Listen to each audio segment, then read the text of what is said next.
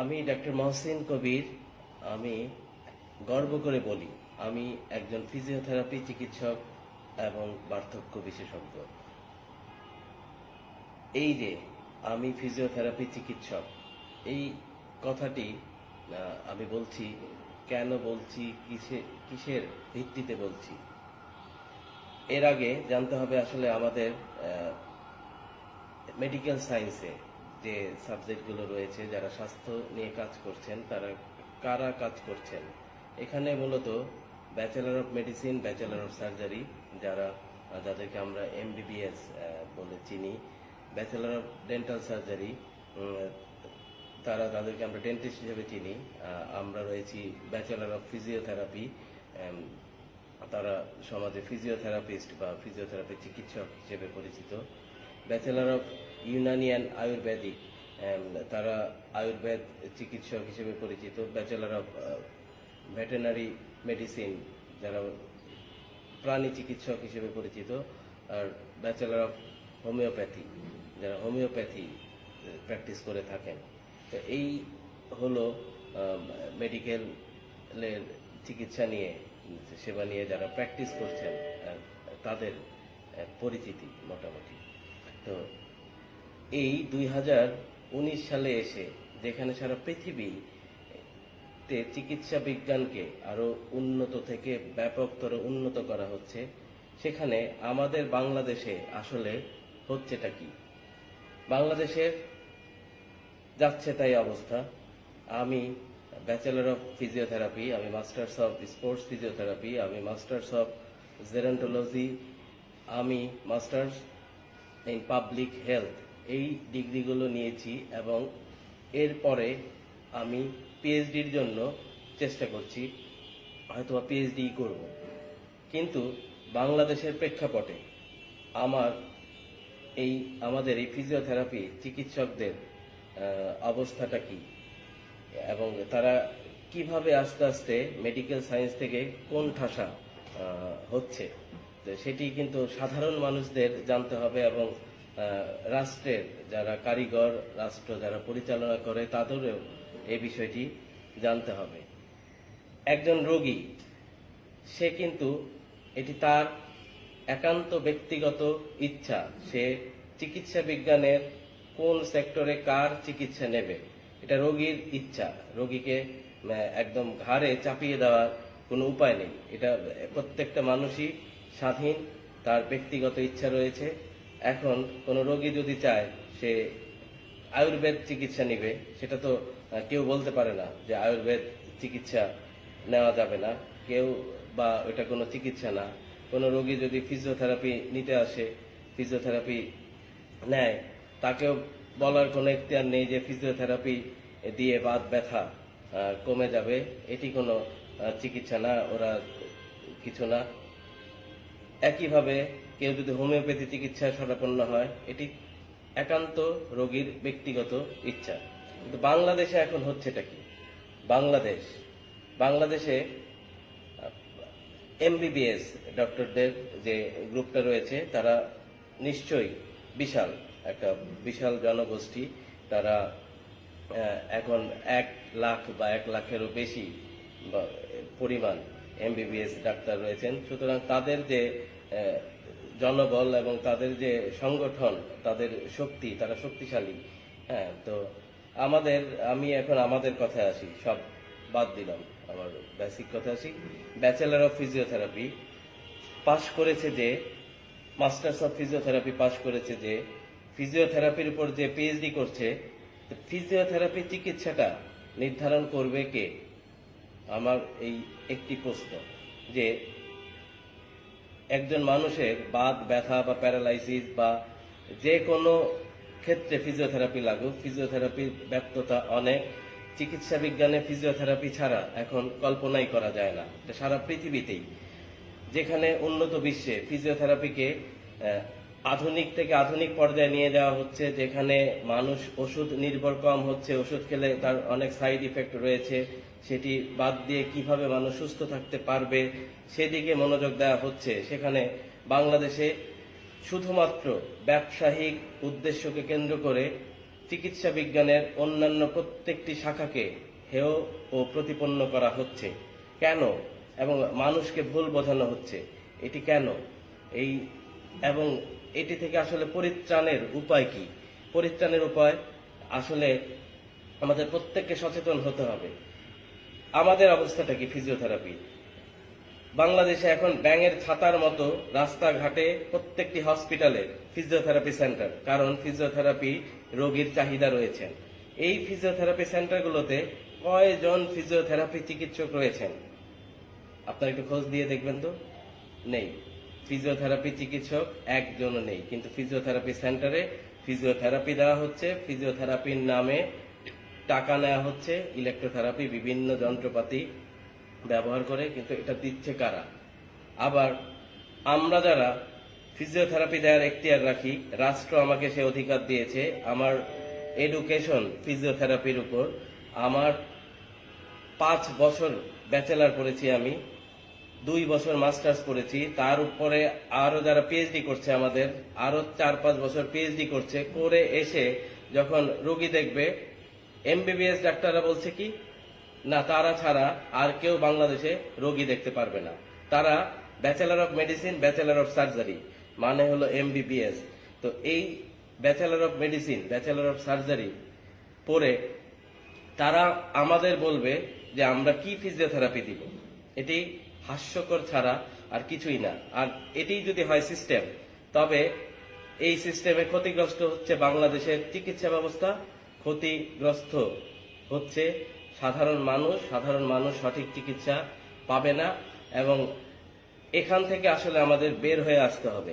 MBBS doctor যারা রয়েছেন তারা ভাবেন তারাই হয় মেডিকেল সায়েন্সের সবচেয়ে গুরুত্বপূর্ণ, এবং তারাই, হ্যাঁ নিঃসন্দেহে তারা গুরুত্বপূর্ণ, তারা মেডিসিন প্র্যাকটিস করে, তারা একদম সব রোগী, যে রোগী আসুক তাকে দেখার ক্ষমতা রাখে, কিন্তু সেই রোগীর স্পেসিফিক ট্রিটমেন্ট দেওয়ার ক্ষমতা রাখতে হলে তাকে অবশ্যই বিশেষজ্ঞ হতে হবে, যেমন কার্ডিওলজিস্ট, যেমন নেফ্রোলজিস্ট, যেমন অর্থোপেডিক্স, একটি নির্দিষ্ট বিশেষজ্ঞ গ্রুপ হতে হবে।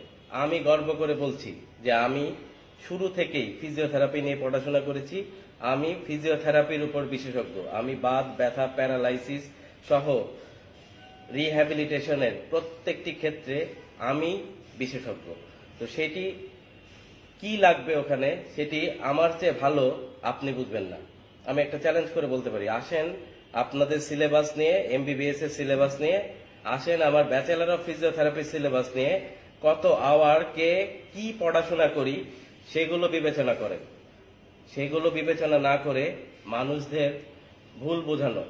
হ্যাঁ, ঢাকা বিশ্ববিদ্যালয়ের মেডিসিন ফ্যাকাল্টির অধীনে ডিগ্রিগুলো কিন্তু সবই দেওয়া হচ্ছে, bachelor of medicine, bachelor of surgery, MBBS, bachelor of dental surgery, bachelor of physiotherapy, একই জায়গা থেকে একই ফ্যাকাল্টির আন্ডারে একই বিশ্ববিদ্যালয় থেকে ডিগ্রি নিচ্ছে। নেয়ার পর আপনারা বলছেন আমি আপনার অধীনে কাজ করব। এটি কিভাবে সম্ভব? একজন ব্যাচেলার ডিগ্রিধারী, আমি এটার উপর বিশেষজ্ঞ, আমি কি ফিজিওথেরাপি লাগবে আমার চেয়ে ভালো আপনি বুঝবেন। আপনি বলতে পারেন যে হ্যাঁ আমাদের আপনাদের পড়াশোনা অনেক হ্যান ত্যান, এগুলো মানুষকে বোঝান, হ্যাঁ মানুষকে বলেন যে আমরা অ্যানাটমি, ফিজিওলজি, মাইক্রোবায়োলজি, বায়োকেমিস্ট্রি, হ্যান ত্যান এগুলো পড়ে এসেছি। আমিও কিন্তু কম পড়ে এসিনি ফিজিওথেরাপিস্ট হিসেবে। আপনি আমার ব্যাচেলার অফ ফিজিওথেরাপি ঢাকা বিশ্ববিদ্যালয় যেটি আমি পড়ে এসেছি সেই সিলেবাস নিয়ে আসেন, আপনার bachelor of medicine, bachelor of surgery syllabus নিয়ে আসবেন, 2 সিলেবাস এক করেন, তারপর হিসাব নিকাশ হবে যে কে কি জানে, কে কতটুকু পড়েছে।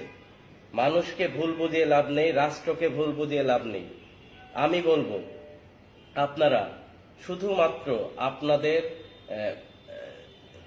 মানুষ সম্মান দেয় মানুষকে, হ্যাঁ জোর করে সম্মান আদায় করে নেওয়ার কিছু নেই।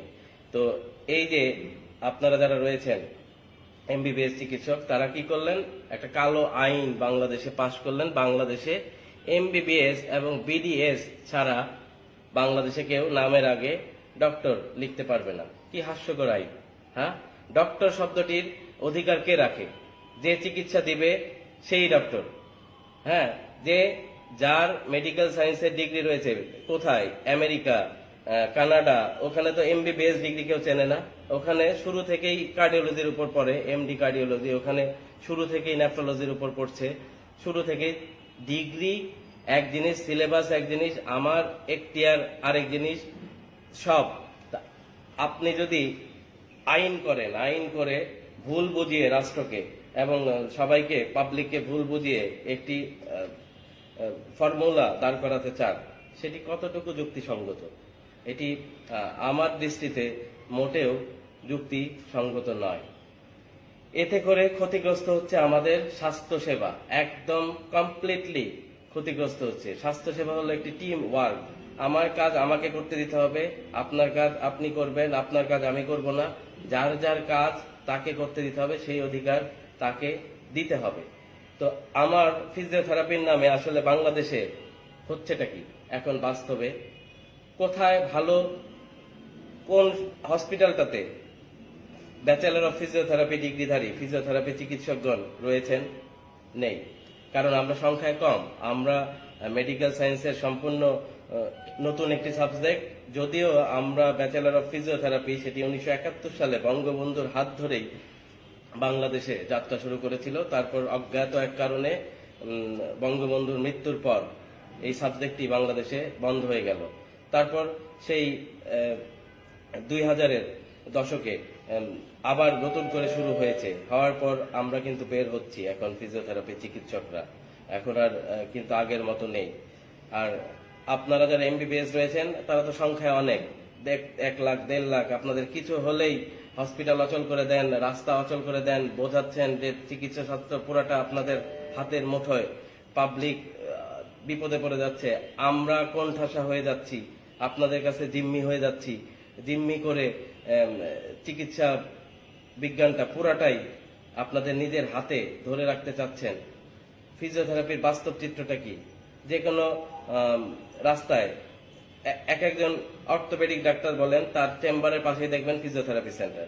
সেই ফিজিওথেরাপি সেন্টারে কে চালাচ্ছে? উত্তরায় এমন একটি ফিজিওথেরাপি সেন্টার রয়েছেন, অর্থোপেডিক্স ডক্টরের ড্রাইভার সেখানে ফিজিওথেরাপি দিচ্ছে, মানুষ জানেই না। মানুষ ভাবছে ওই ড্রাইভারই বুঝি ফিজিওথেরাপিস্ট। আসলে কি তাই? বাংলাদেশে ফিজিওথেরাপি চিকিৎসক নেই? আপনারা তো ওটাই চাচ্ছেন, ফিজিওথেরাপি চিকিৎসা বন্ধ হয়ে যাক। নইলে আজ থেকে আরো 7 বছর আগে বাংলাদেশ কলেজ অফ ফিজিওথেরাপির জন্য সরকার জমি বরাদ্দ দিয়েছে। সরকার প্রতি বছর টাকা বরাদ্দ দিচ্ছে, ওখানে ফিজিওথেরাপির উপর একটা বিশাল হসপিটাল হবে, কলেজ হবে। অজ্ঞাত কারণে সেই কলেজটি, সেই হসপিটালটি হচ্ছে না। কারণ কি? স্বাস্থ্য অধিদপ্তরের যত কি পলিসি মেকিং এ যারা রয়েছেন, তারা এমবিবিএস চিকিৎসক, যারা স্বাস্থ্য নিয়ে কাজ করছেন প্রত্যেকটা জায়গায়, সবাই আপনার ডিগ্রিধারী চিকিৎসক। সুতরাং আপনার ডিগ্রিকেই আপনি প্রায়োরিটি দিবেন, আপনার ডিগ্রি যেন সবচেয়ে উপরে থাকে সেটি দেখবেন। ঠিক আছে, সেটি দেখেন, কিন্তু চিকিৎসা বিজ্ঞানে এই অরাজকতা সৃষ্টি করার নৈতিকতা আপনার নেই। 80-র দশকে ডেন্টিস্ট যারা রয়েছেন, BDS, bachelor of dental surgery, তাদেরকেও কিন্তু আপনারা স্বীকার করেননি। আপনারা তখন বলেছিলেন এমবিবিএস ছাড়া আর কেউ চিকিৎসক নয়। কিন্তু এখন যেটি হচ্ছে